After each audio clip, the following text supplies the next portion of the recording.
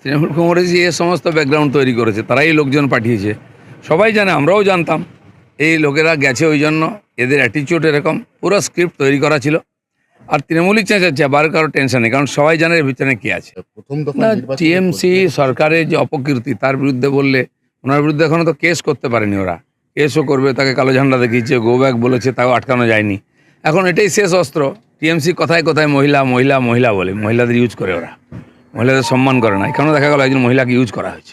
তো সমস্ত ভারতবর্ষের সম্মানীয় পদ, সম্মানীয় লোক, তাদের কী করে অপমান করতে হয় সেটা ওরা দেখিয়েছেন। রাষ্ট্রপতি, প্রধানমন্ত্রী, গৃহমন্ত্রী, নাড্ডাজি থেকে আরম্ভ করে রাজ্যপাল, এমনকি হাইকোর্টের বিচারপতি মহিলা, তার স্বামীকে পর্যন্ত ধরে নিয়ে আসে সিবিআই সিআইডি দিয়ে ডাকা হচ্ছে তার মুখ বন্ধ করার জন্য।